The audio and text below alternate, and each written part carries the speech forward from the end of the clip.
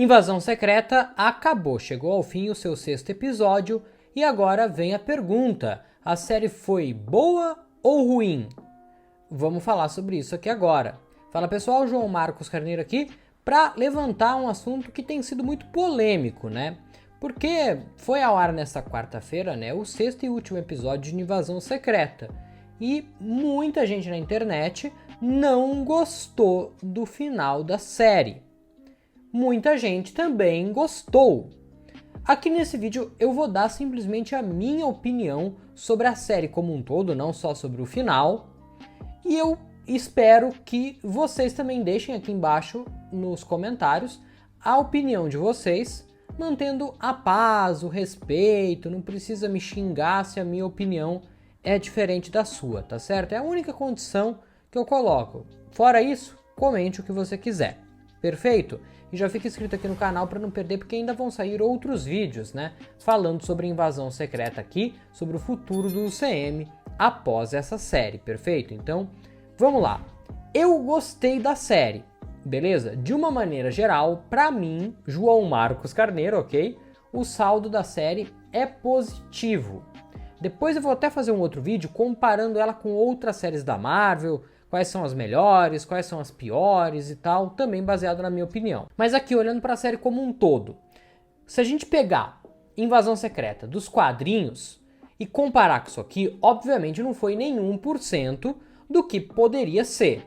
Mas aí, a gente já sabia que não seria do mesmo tamanho, né? Você esperar algo do tamanho que foi os quadrinhos, realmente era estar por fora de tudo. Porém, eu esperava algo maior do que foi. Então, fica um ar aí de que a série poderia ter dado mais do que deu. O que não significa que esteja ruim, perfeito? Então, vamos lá. A série chegou lá e falando, não confie em ninguém. Aí a gente passou o primeiro episódio ali, né? Fala de episódio em episódio. No primeiro episódio a gente chegou bem com a chegada do Nick Fury, com eles explicando a questão dos Skrulls, a questão do Gravik, a gente já chegando com uma mega bomba, né, que foi a questão ali do Ross, né, do Everett Ross, que foi revelado como um Skrull absolutamente do nada, e eu acho que a gente esperou que o ritmo da série fosse tomar esse ritmo. Que tipo, pelo menos a cada episódio a gente ia descobrir que alguém do UCM, não necessariamente os principais, né? Mas alguém, tipo o Ross assim, ia ser descoberto como um Skrull. Então, sei lá, primeiro o Ross, depois a Condessa Alegre de la Fontaine, depois a Agente Carter lá, né? Agente Carter não, a Sharon Carter, né? Mercadora de poder, depois o Rhodes, enfim, e isso não se manteve. Então começou assim dando esse impacto gigantesco, né? E sem falar no final ali com a morte da Maria Hill.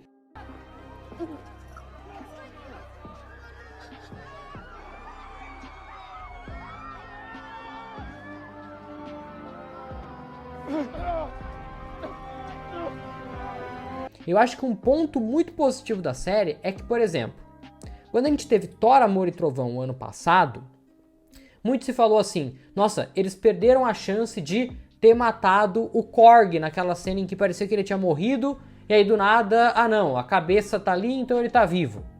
A mesma coisa com a Valkyria, que ela poderia ter ido ali para uma luta contra o Gore e poderia ter morrido, né? E a gente reclamou disso, que a Marvel teve medo de matar personagens. E aqui eles não tiveram medo. Logo no primeiro episódio mataram a Maria Hill, ainda se manteve um mistério ali, né? Vai que ela estava viva, mas não, ela morreu mesmo. Maria Hill, uma das personagens chave do UCM desde o começo, né? Que estava no UCM desde o começo, morreu. Depois, mais pra frente, no quarto episódio, eles matam também o Talos, que também era outro importante personagem aí.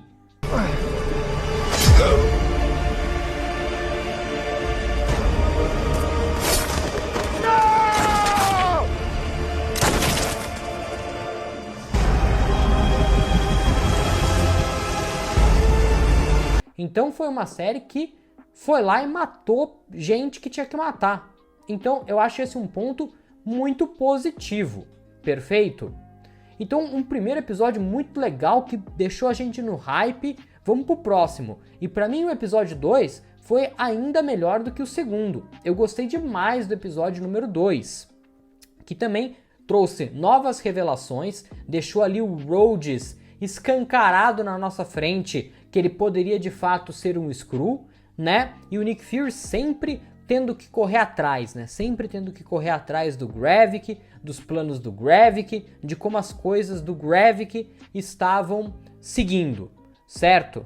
E aí, depois disso, a gente tem também ali a apresentação, pela primeira vez, né? O Nick Fury tinha falado lá em Capitão América 2, né, o Soldado Invernal, que ele tinha uma esposa, mas a gente nunca tinha visto essa esposa. E era uma informação que tinha passado despercebido, né? A gente só foi lembrar disso agora.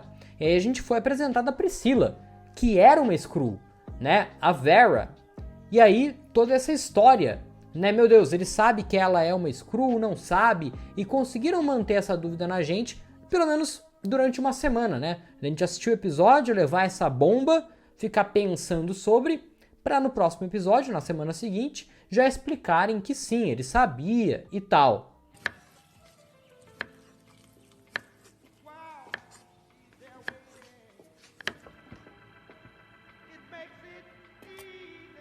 E ao mesmo tempo, acompanhando também duas personagens novas, eu já vou falar do Gravik, mas acompanhando duas personagens novas que tinham muito a acrescentar, por serem duas grandes atrizes. Eu estou falando, né, obviamente, da Gaia, né, que era uma Skrull, a filha do Talos, que inicialmente estava ao lado do Gravik, mas que sempre foi uma personagem muito instável, da gente não saber de que lado que ela estava. E eu acho que esse foi um ponto interessante, apesar de eu achar que faltou mais desenvolvimento para a personagem, certo? E a Sonya Falsworth, né, que também é uma personagem que apareceu pouco, apareceu um pouco mais nos dois últimos episódios, mas mesmo assim a gente ficou com muita vontade de ver mais dela, né? E a Olivia Colman dando show realmente. Acho que junto com o Samuel L. Jackson, os dois caras que mais brilharam na série. Não que o resto tenha ido mal, acho que ninguém atuou mal não. Alguns podem falar, ai, mas eu achei a Gaia meio ruim assim, será que não é culpa da Emilia Clarke? Eu acho que não, porque dá pra ver, tipo, é a história da personagem que foi construída, mas de uma maneira até certo ponto arrastado. Eu acho que a atriz mandou muito bem, né? E agora a gente tem ela como a nova poderosa, mais poderosa personagem da Marvel, né? Da gente querer ver mais dela do futuro, e foi legal ver ela nesse final, indo embora junto com a Sonya, né? Do tipo, vamos ver mais das duas, podem aguardar aí que elas vão voltar a aparecer, né? E foram dois destaques, né? Eu gostei bastante, apesar dessa questão da Gaia que eu mencionei, né? E vamos ver como que a Marvel vai lidar com tanto poder que eles deram para uma pessoa. Tipo, eles precisavam resolver esse problema do Gravik agora sendo um Super Skrull e deram muito poder para Gaia. Vamos ver como que eles vão fazer ela não virar um ser assim que a qualquer momento estala os dedos, né? Parafraseando o que o Thanos fez, né? Mas que pode destruir qualquer um, até a própria Capitã Marvel, que era até agora a personagem mais forte do CM. Vão ter que nerfar ela por N motivos, como fazem, né? Com a Capitã Marvel em vários desses momentos. E aí agora eu falo do Gravik. Eu acho que a análise do Gravik passa muito pela análise do que foi a série, né? Porque assim, então pra mim, como eu tava falando dos episódios, né? Começou o episódio número 1 muito bem, adorei o número 2 também, aí eu achei que o 3 deu uma caída, no quarto me ampliou um pouquinho o hype, no quinto também voltou a dar uma caída nesse penúltimo episódio, ali com muitas revelações, é verdade, né? Mas pra gente chegar no último episódio e ter uma crescente de novo. Mas pra mim, o ápice mesmo foi no começo, foram os 2 primeiros episódios. Então é natural que, por mais que eles conseguissem manter o meu hype de uma semana para outra, sempre gostando, né? Eu acordando aqui sempre às 4 horas da manhã para trazer o vídeo do episódio resumido o mais rápido possível para você, né? Para trazer esse conteúdo para você o mais rápido possível. de me manter hypado, do tipo, eu vou ter que acordar às 4 da manhã feliz. Porque muitas séries eu acordei às 4 ou 5 horas, né, dependendo do fuso horário, obrigado, né, por fazer o conteúdo. Aqui não, eu ia dormir no dia anterior pensando, né, o que será que vem aí, o que será que vem aí, né, e alguns momentos saindo feliz, em outros meio chateado e tal, mas eu acho que a análise da série passa muito pelo seu vilão, o Gravik, que assim como a série poderia ter dado muito mais, mas mesmo assim eu acho que o saldo é positivo. A gente pode enumerar vários erros do personagem, mas tem um erro do personagem que eu tô vendo a galera comentar, que esse é um erro que não faz sentido você achar que é um erro. Porque muita gente tá falando assim, pô, o cara tá fazendo como qualquer vilão, né? Que tem a chance de matar o herói, fica de conversinha e não mata. Gente, ele não podia ter matado o Nick Fury antes, porque ele precisava da colheita.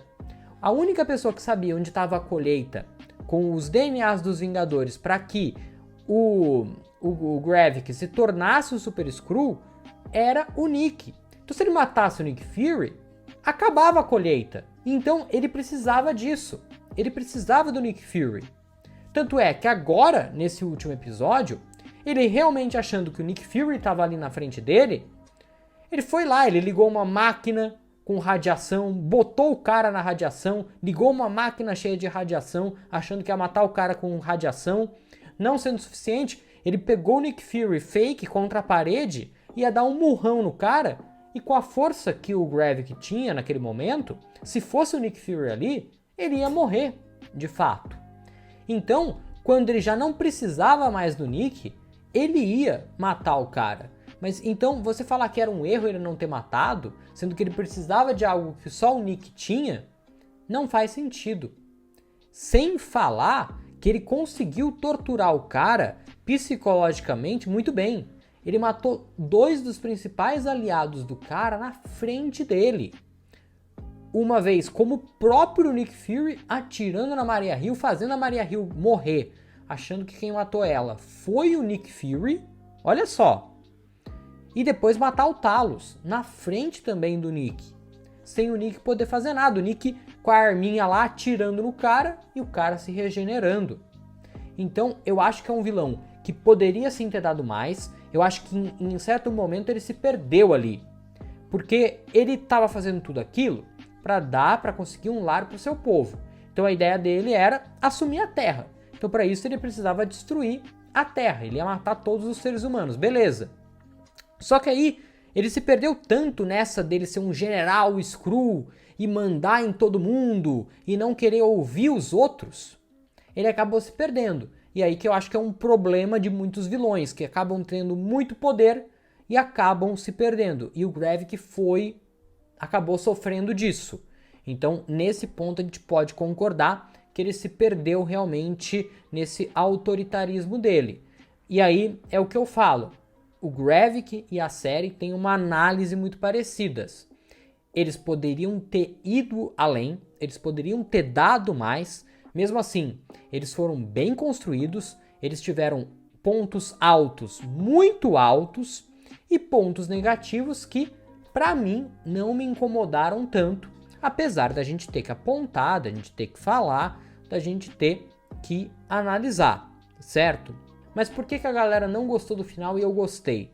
Porque assim, pra mim, apesar de ter gostado da série, com mais diálogos, principalmente nos 2 primeiros episódios, um negócio mais investigativo, de você ter que ficar prestando atenção em todos os diálogos para ver se alguém cai em contradição, etc. E eu gosto disso. Pra mim, super-herói tem que ter pancada, porradaria, que foi o que a gente teve nesse episódio final. Eu achei sensacional, realmente, a Gaia ali, cheia de poderes, os poderes de vários Vingadores e vilões ali do Thanos e tal, juntos, e aí ela contra o Gravik, os dois lutando, ao mesmo tempo eles intercalando com a pessoal lá no hospital, o Rhodes perdidinho, com o negócio do presidente dos Estados Unidos, caindo na cilada do verdadeiro Nick Fury com a Sônia. Isso para mim foi realmente a forma como eles construíram. Sem falar no discurso de ódio do presidente dos Estados Unidos, né? Colocando o planeta inteiro contra os Skrulls e causando assim realmente um clima muito pesado no planeta Terra e deixando hype, para mim pelo menos, né? Até pra Guerra das Armaduras, que para mim era um negócio que não tinha sentido e que agora faz muito sentido, principalmente com toda a história do Rhodes. Eu acho que o Rhodes tendo um lugar para ele ser protagonista, eu acho que ele tem muito para brilhar, porque a gente viu muito dele nessa série ali, né? O poder do ator, né? Claro, era um Skrull, mas nos momentos sarcásticos, falando com o Nick Fury, eu acho que tem muito a acrescentar. Mas isso é assunto para o futuro. E o futuro do CM vem num próximo vídeo. Perfeito? Então já fica inscrito aqui para você não perder nada. Essa foi a minha opinião sincera sobre Invasão Secreta. Agora, se tem série melhor que essa, se tem série pior que essa no CM, você também vai descobrir no próximo vídeo. Então fica de olho aqui, fica com esse sininho acionado aí para você não perder nada mesmo. Beleza? E aqui do lado já tem outros vídeos falando tudo de Invasão Secreta.